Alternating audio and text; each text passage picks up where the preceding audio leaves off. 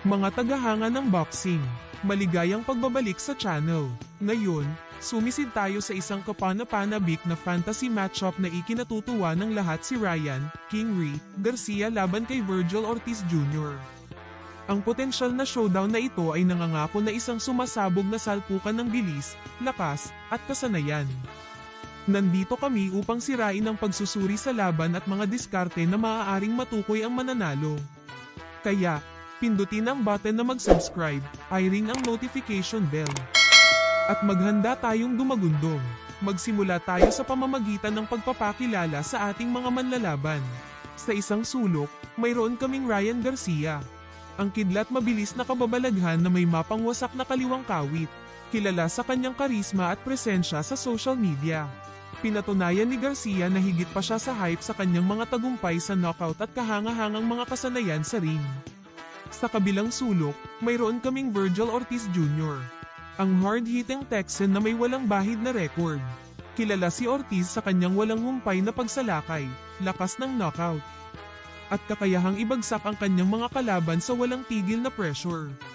Siya ay isang sumisikat na bituin na naghahanap upang patibayin ang kanyang lugar sa mga piling tao ng boxing. Ngayon, sumisid tayo sa pagsusuri ng laban, na tumutuon sa tatlong pangunahing lugar, opensa, depensa, at ring generalship. Ang pagkakasala ni Ryan Garcia ay binuo sa paligid ng kanyang hindi kapani-paniwalang bilis at katumpakan ng kamay. Ang kanyang jab ay matalim, ang kanyang mga kombinasyon ay mabilis. At ang kanyang kaliwang hook ay isa sa mga pinakadelikadong armas sa boxing. Gustong lumaban ni Garcia sa mid-range, kung saan magagamit niya ang kanyang bilis para makapunta ng mabilis na suntok. Ang pagkakasala ni Virgil Ortiz Jr. ay tungkol sa kapangyarihan at presyon. Gustong-gusto niyang lumapit, putulin ang singsing, at magpakawala ng mabibigat na putok sa katawan at ulo. Ang kakayahan ni Ortiz na talunin ang kanyang mga kalaban sa walang humpay na pagsalakay ay ginagawa siyang isang nakakatakot na kalaban sa ring. Ang depensa ni Garcia ay umaasa sa kanyang reflexes at footwork. Ginagamit niya ang kanyang taas at abot upang panatilihing malayo ang mga kalaban. Nadulas ang mga suntok at sumasalungat gamit ang kanyang mga kamay na napakabilis ng kidlat. Gayunpaman, kung minsan ang kanyang agresibong estilo ay maaaring mag-iwan sa kanya na bukas sa mga counter. Ang depensa ni Ortiz ay nakaangkla sa kanyang mataas na bantay at paggalaw ng ulo. Bagamat kilala siya sa kanyang offensive prowess, si Ortiz ay sanay din sa pagharang at pagdulas ng mga suntok, na nagpapahintulot sa kanya na manatili sa hanay upang maihatid ang kanyang mga power shot. Ang kanyang katigasan at katatagan ay mga pangunahing bahagi ng kanyang diskarte sa pagtatanggol. Layunin ni Garcia na kontrolin ang singsing gamit ang kanyang jab at footwork. Gusto niyang itakda ang bilis, gamit ang kanyang bilis upang idikta ang mga tuntunin ng laban. Ang pagkontrol sa gitna ng ring at pagpapanatili ng kanyang gustong distansya ay magiging mahalaga para kay Garcia. Si Ortiz ay mahusay sa pagputol ng singsing at paglalapat ng patuloy na presyon. Pinipilit niya ang kanyang mga kalaban sa mga hindi komportableng posisyon kung saan hindi sila makakatakas sa kanyang mga power shot. Ang kanyang kakayahang magdikta sa bilis at panatilihin ang laban sa kanyang mga termino ay isang pangunahing lakas.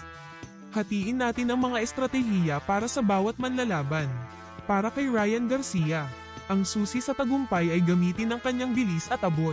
Kailangan niyang manatili sa labas, gamitin ang kanyang jab para panatilihing malayo si Ortiz. At maghanap ng mga pagkakataong makuha ang kanyang mabilis na kombinasyon at malakas na left hook. Ang pag-iwas sa matagal na palitan ng malapitan ay magiging mahalaga. Para kay Virgil Ortiz Jr., ang diskarte ay umiikot sa pressure at kapangyarihan.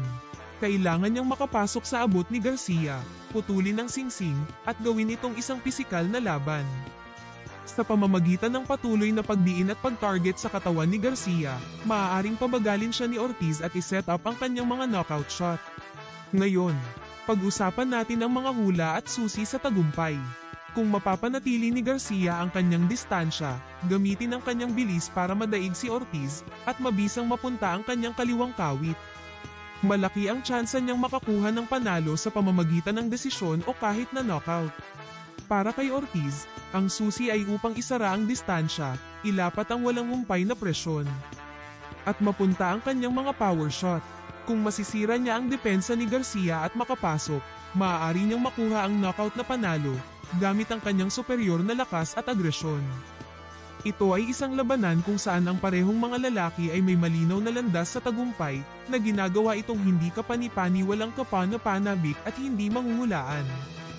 Sinusuportahan mo man ang bilis at katumpakan ni Garcia o ang kapangyarihan at pressure ni Ortiz. Ito ay isang showdown na magkakaroon ng mga tagahanga sa gilid ng kanilang mga upuan mula simula hanggang matapos. Sino sa tingin mo ang manggaguna sa epic battle na ito? Ipaalam sa amin sa mga komento sa ibaba. At kung nasiyahan ka sa pagsusuri na ito, huwag kalimutang i-like, ibahagi, at mag-subscribe para sa mas malalim na nilalaman ng boxing. Salamat sa panonood, at magkikita-kita tayo sa susunod na video.